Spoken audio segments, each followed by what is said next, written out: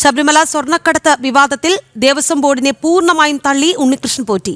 ശ്രീകോവിലിന് പുതിയ വാതിൽ നിർമ്മിക്കാൻ ആവശ്യപ്പെട്ടത് ദേവസ്വം ബോർഡെന്നാണ് വെളിപ്പെടുത്തൽ. ക്രമക്കേടിൽ ദേവസ്വം ബോർഡിന് വ്യക്തമായ പങ്കുണ്ടെന്ന് വ്യക്തമാക്കുന്നതാണ് വെളിപ്പെടുത്തൽ. ശബരിമലയിലെ സ്വർണ്ണക്കടത്തിൽ തിരുവിതാംകൂർ ദേവസ്വം ബോർഡ് നിലപാട് പൂർണ്ണമായും തള്ളുന്നതാണ് ഉണ്ണികൃഷ്ണൻ പോറ്റിയുടെ വെളിപ്പെടുത്തൽ. ശ്രീകോവിലിന് പുതിയ വാതിൽ പണിയാൻ ദേവസ്വം അധികൃതർ ഇങ്ങോട്ട് സമീപിക്കുകയായിരുന്നു എന്നാണ് ഉണ്ണികൃഷ്ണൻ പോറ്റി ഇന്ന് മാധ്യമങ്ങളോട് പറഞ്ഞത്. നിലവിലുള്ള വാതിലടയ്ക്കാൻ ബുദ്ധിമുട്ടുണ്ടെന്നാണ് ഇതിന് കാരണമായി പറഞ്ഞത്. ഡോക്യുമെന്റ് ചെമ്പെന്നാണ്, മഹാസ്ഥലത്തും അതാണ് രേഖപ്പെടുത്തിയിരിക്കുന്നത്. അതിൽ ഇങ്ങനെമാര് ഗോൾഡ് ഉണ്ടായിരുന്നു നോക്കാൻ ഞാനും അറിയുന്നത് ഈ സമയത്താണ്. തന്റെ 5 സുഹൃത്തുക്കൾ ചേർന്നാണ് ദേവസ്വം ബോർഡിന്റെ ആവശ്യം ഏറ്റെടുത്തത്. ബംഗളൂരു സ്വദേശിയായ ഗോവർദ്ധനാണ് ചെലവ് പൂർണ്ണമായും ഏറ്റെടുത്തത്. വാതിൽപ്പാളി നിർമ്മിച്ച ശേഷം ചെന്നൈയിലെ ഫാക്ടറിയിൽ ഒരു ദിവസം പൂജ നടത്തി.